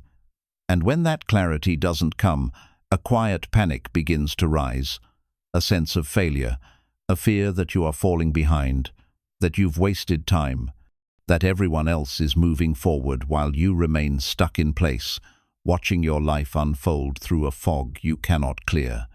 This is the discomfort of uncertainty, the mental and emotional tension we feel when the path ahead disappears, when the plans we made fall apart, or when the answers we've always relied on stop working. It can feel like standing at the edge of a vast, dark forest without a map. You don't know what's waiting inside. You don't know how long the journey will be, and so you freeze, paralyzed not by danger, but by the unknown. But Buddhism teaches us something radical and freeing. You don't need to know the whole path to begin. In fact, you were never meant to see the entire road. Life doesn't unfold in long, clear highways. It unfolds in moments, single steps, single breaths, single choices. The future is not something you arrive at fully prepared. It's something you meet one step at a time, with presence, with humility, and with trust. This trust is not blind optimism. It is not pretending to be sure when you're not. It is not about ignoring the fear or silencing the doubt. Trust, in the Buddhist sense, is an inner surrender, a willingness to move forward even when you are unsure. Not because you are confident in the outcome, but because you are rooted in the present, because you know that each step you take with awareness is its own destination. The desire to have it all figured out is understandable. It is rooted in our craving for control, our longing for safety. But that desire, when clung to, becomes suffering. The truth is, most of us will never have it all figured out. We will have moments of clarity, followed by moments of confusion. We will have seasons of certainty, followed by seasons of not knowing. And that's not a failure. That's the rhythm of being human. The Buddha taught that impermanence, anicca, is a universal truth. Everything changes, everything moves. Nothing is static, not even our identity, not even our plans, not even our understanding. So when you find yourself in a place of confusion, when you feel lost or directionless, that is not a sign that something is wrong. It is simply the natural unfolding of your path. Sometimes the most important thing you can do is pause. Not to quit, not to give up, but to stop searching outside of yourself for the answers and begin listening quietly, patiently to what is already arising within. Ask yourself gently, what is life asking of me right now? Not in 5 years, not even next month, just right now. And if the answer is unclear, that's okay too. The absence of clarity is not the absence of progress. Sometimes clarity is something that comes after the step is taken, not before. Like mist that lifts only after you've begun walking into it. Like a melody that begins only after you've played the first uncertain note. In the Buddhist tradition, there is a deep reverence for the present moment, not as a passive place of waiting, but as the only real place where life happens. When you become grounded in the now, you release the anxiety of needing to control the future. You begin to trust that the path is not a line you follow, but something that unfolds as you walk. Every step is the path. Every breath is the path. Every act of mindfulness is the next piece of the road appearing beneath your feet. And you don't have to walk fast. You don't have to be sure. You don't have to move in the same direction forever. You just have to move with sincerity, to show up for what is here, to choose presence over perfection, to take the next step not because you know where it leads, but because your heart says, "This feels true, even if I don't know why." This way of walking requires a kind of bravery that isn't loud or dramatic. It's quiet, humble, the kind of bravery that says, "I will not abandon myself just because the path ahead is unclear." The kind that whispers, "I may not know what I'm doing, but I trust that something in me does." Because deep down, something in you does. That something is not your ego, not your fear, not your past. It is your inner wisdom, the part of you that remains steady even in uncertainty, the part of you that has walked through confusion before and survived, the part of you that knows the next step doesn't need to be perfect, it only needs to be honest. And the beautiful thing is, when you begin living this way, one sincere step at a time, the need for rigid certainty begins to fade. You stop needing the map to be complete. You stop needing guarantees. You begin to experience a new kind of freedom, not the freedom of having everything figured out, but the freedom of being present with what is. The freedom of meeting life as it is, moment by moment, without judgment, without pressure, without performance. And yes, you will still feel fear. You will still doubt yourself. But the difference is, you will no longer wait for the fear to disappear before you move. You will take it with you. You will walk with your uncertainty like a companion, not a captor. You will begin to see that fear is not a sign to stop, but a sign that you are standing at the edge of growth. One of the greatest gifts of the Buddhist path is this realization. You are not behind. You are not late. You are not lost. You are exactly where you need to be, not because it's where you plan to be, but because it's where you are. And being where you are, fully, completely, without resistance, is the most sacred step you can take. So release the pressure to know what's next. Let go of the story that says you must have a 5-year plan, a perfect timeline, or a flawless trajectory. You are allowed to not know. You are allowed to be in between. You are allowed to feel unsure. And even in that uncertainty, you are allowed to move. Move slowly. Move gently. Move with kindness toward yourself. Take the next step not because you are sure, but because you are here. Because this moment, right now, is the only step that truly exists. The moment you begin honoring your inner world, life begins to change. There is a part of you that the world cannot see. It does not wear clothes. It does not earn degrees. It does not carry a title. It does not win awards. It doesn't take selfies or chase praise or make a sound in a crowded room. And yet, it is the most sacred part of you. It is where your thoughts bloom, where your emotions gather, where your intuition whispers, where your fears sleep, where your courage rises, where your past echoes and your future begins. This is your inner world, the quiet space within, the place most people spend their lives running from, and the one place that holds everything they're searching for. In the rush of life, its goals, routines, responsibilities, and distractions, this inner world is often neglected, pushed aside, ignored, silenced. We become so focused on performing, achieving, and keeping up that we forget to ask a very simple but powerful question: how am I really?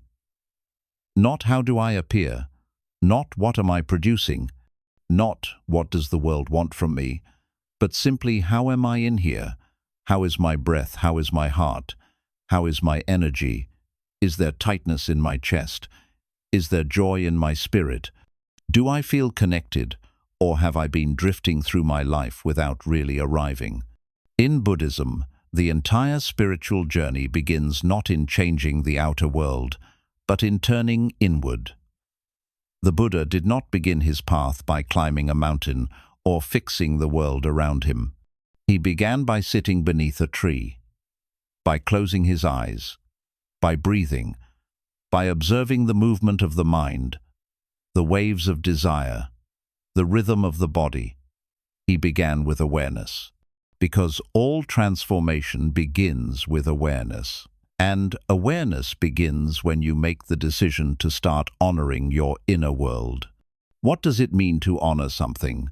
It means to treat it as sacred, to give it your time, your attention, your care, to stop treating it as something to suppress or silence or hide. Honoring your inner world means that instead of reacting to your emotions with shame, you meet them with curiosity. Instead of brushing away your sadness or numbing your fear, you sit beside it, like a kind friend sitting with someone in pain. It means you stop measuring your worth based on how much you accomplish and start measuring it by how deeply you are connected to yourself. In today's world, it is easy to become disconnected from ourselves, from our feelings, from our intuition. The outer world is loud. It demands our attention constantly through screens, notifications, opinions, obligations. It tells us who we should be, what we should look like, how we should act, what we should want. And if we are not mindful, we begin to live out of alignment with our truth, not because we're weak, but because we've simply forgotten to check in, forgotten to return to ourselves, forgotten that peace is not found in controlling the outer world, but in tending to the inner one. When we neglect our inner world, we begin to suffer in ways we can't quite explain. We feel restless, unmotivated, unfulfilled. We feel emotionally reactive, easily overwhelmed, disconnected from joy, and confused about what we want. We lose the clarity to make wise decisions, and we begin to chase external validation to soothe the discomfort we're carrying inside. But the more we chase, the emptier we feel. The truth is, no amount of external success will satisfy a soul that is starving for presence. No amount of praise will heal the parts of you that feel unseen. No amount of noise will soothe the ache of being unheard, even by yourself. This is why the path inward is so essential, not just for monks in temples or those living in silence, but for every human being walking through life. To honor your inner world is to return to your most basic humanity, to slow down, to sit in stillness, to feel again, to hear the voice beneath the noise, to breathe in a way that makes your body feel safe, to stop demanding and start listening. Start asking, what do I need today, not to be impressive, but to be well? Where in my body am I carrying tension that I haven't acknowledged? Is there a truth I've been ignoring because I was too busy trying to please others? Is there a longing in my heart that I keep postponing? Are there emotions I'm afraid to feel because I don't know what will happen if I do? When you begin to ask these questions not just once, but consistently, you begin to reconnect. And that reconnection is where your life truly begins to change. Because when you honor your inner world, your outer world begins to align. Your decisions become clearer. Your relationships become more honest. Your energy becomes more stable. You stop tolerating what drains you, and you begin choosing what nourishes you. You stop living from habit, and you start living from truth. Buddhism teaches that all suffering begins in the mind, not because the world is painless, but because our minds interpret, judge, cling, and resist. But the same mind that creates suffering is also capable of freedom, and freedom begins when we bring awareness to the mind, not to control it harshly, but to befriend it. You are not your thoughts. You are not your emotions. You are the one who observes. And the more lovingly you observe, the more you begin to untangle the knots within you. Not by force, not by rejection, but by honoring what is there. Honoring your sadness means allowing it to exist without rushing to escape it. Honoring your anger means listening to what it's trying to protect. Honoring your fear means holding it with tenderness, not shame. Honoring your dreams means giving them space to breathe, even if they scare you. Honoring your body means noticing what it needs, not just food or rest, but care, softness, respect. And honoring your joy means not downplaying it, not shrinking it, but letting it rise and dance without apology. When you live this way, present to yourself, compassionate toward what you find, life begins to soften, not because challenges disappear, but because you are no longer abandoning yourself in the face of those challenges. You are home now, inside your own presence, inside your own truth. This is not a practice of indulgence, it is a practice of awakening. Because when you are deeply connected to your inner world, you become deeply connected to the world around you. You listen more, you judge less, you move slower, you speak with clarity, you choose with purpose, you feel the sacredness in ordinary things. You live not from fear, but from alignment, and that alignment is peace. That alignment is joy. That alignment is what so many people spend their lives searching for in outer success, but it can only be found by going inward. So if you have been feeling lost, scattered, numb, or overwhelmed, let this be your invitation. To stop, to breathe, to return, to remember that everything you've been looking for already lives within you, but you must slow down long enough to feel it. You don't have to do everything. You don't have to fix everything. You don't have to prove anything. You only have to honor what is here, inside, now. Because this moment is real, and so are you. The path of enough. How letting go of more brings you home to peace. There is a quiet restlessness that moves through much of the modern world. It lives in the space between breaths, in the pause after an achievement, in the silence that follows every compliment. It whispers not in screams but in subtle questions. Am I doing enough? Have I become enough? Is this all there is? And no matter how much we do, how far we climb, how well we perform, something inside still aches, still searches, still reaches, as if joy is just one step ahead, as if fulfillment is just one more goal away, as if peace will arrive once we become something more than who we are now.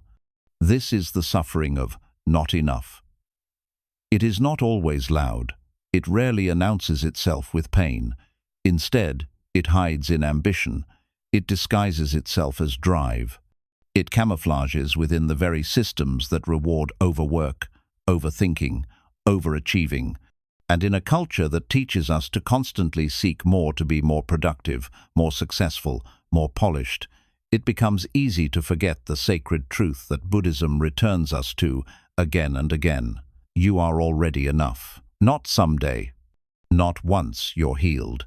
Not when you've improved. Not after you've proved your worth. Now, this moment, exactly as you are. This truth is not a motivational slogan. It is not a feel-good phrase meant to soothe. It is a deep spiritual remembering.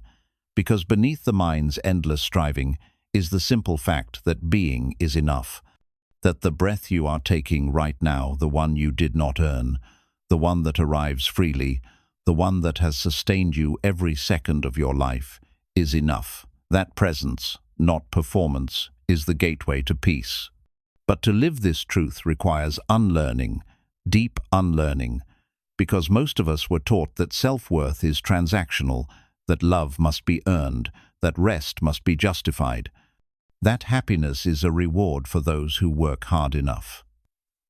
And so we begin to live in a constant state of becoming, always reaching forward, always looking for the next thing that will finally make us feel whole. In Buddhism, this grasping is known as tanha, craving, thirst, longing. It is one of the core causes of suffering, not because desire is evil, but because when desire becomes attachment, it turns the present moment into a stepping stone instead of a sanctuary. You begin to live in a state of tension. You become afraid to pause, afraid to rest, afraid to simply exist without reaching. And yet, when you finally stop reaching, even for a moment, something beautiful happens. Stillness, not the kind of stillness that comes from exhaustion, but the stillness that arises from sufficiency, from the quiet knowing that you are already whole, that the sky outside your window is not asking you to be better, that the trees are not judging you, that your breath is not checking your resume, that this moment does not require you to prove anything. The practice of enough is not about lowering your standards or abandoning growth. It's about realigning your values.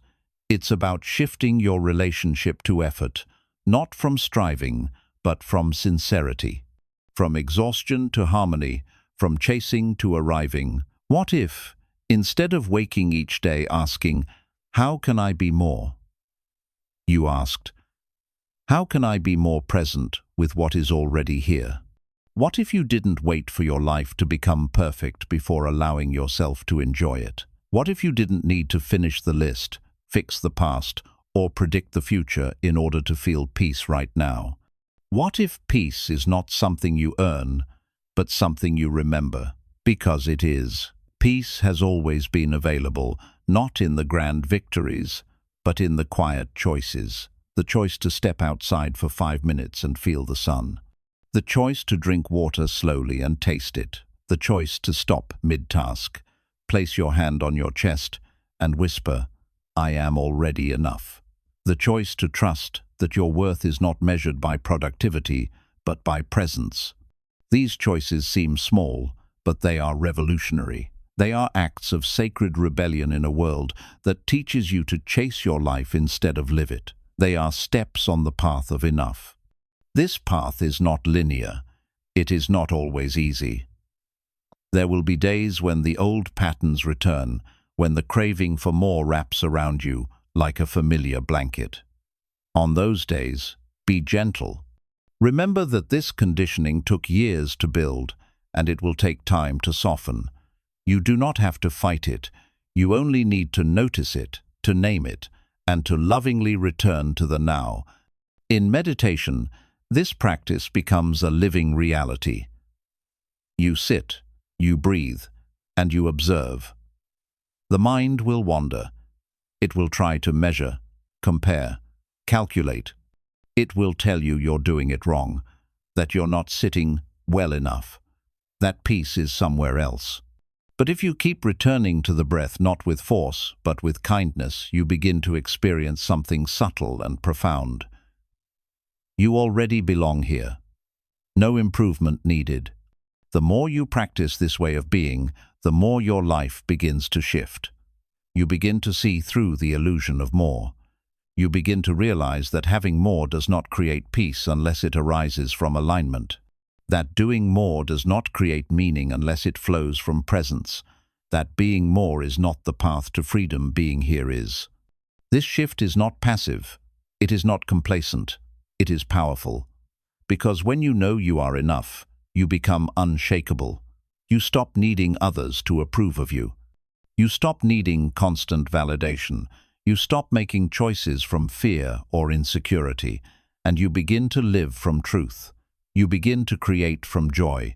You begin to give from overflow instead of depletion.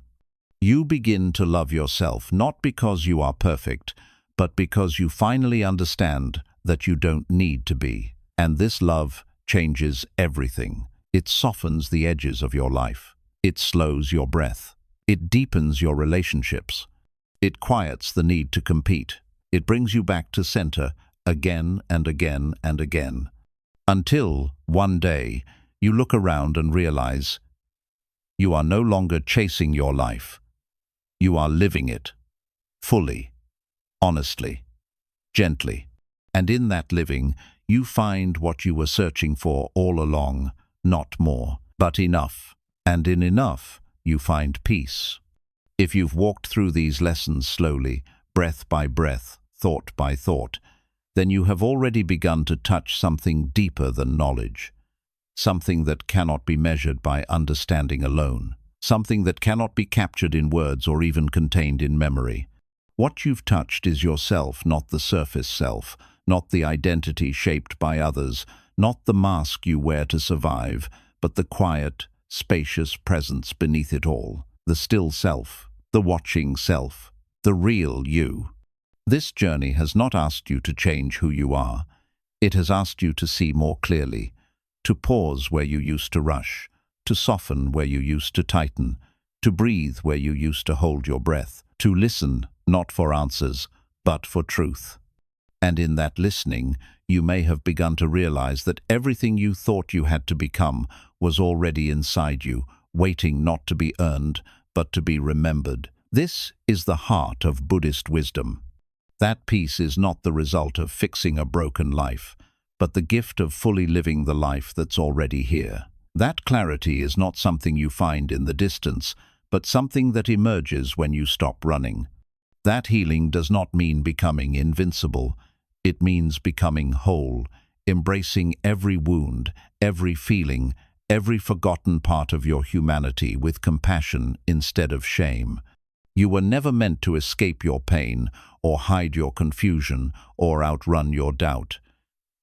You were meant to sit beside these things, to witness them, to hold them gently in the light of awareness, and in that holding, to transform not because you forced yourself into a better version, but because you stopped abandoning yourself. Every time you chose presence over distraction. Every time you chose honesty over performance. Every time you chose breath over panic, stillness over noise, truth over perfection, you returned. And each return was not a failure, not a reset, not a starting over. It was a continuation of the path, the sacred, invisible path that lives not in the distance, but in the next step, the next breath, the next loving choice you make when no one is watching. Now you know. You don't have to have all the answers. You don't need a map. You don't need to hurry. You only need to listen, to feel, to slow down, to sit quietly long enough to hear your own soul whispering, "You're already home," because you are. You always were. And now you remember. Breathe. Bow. Continue. The path is still here. And so are you. Fully alive. Enough. Exactly as you are.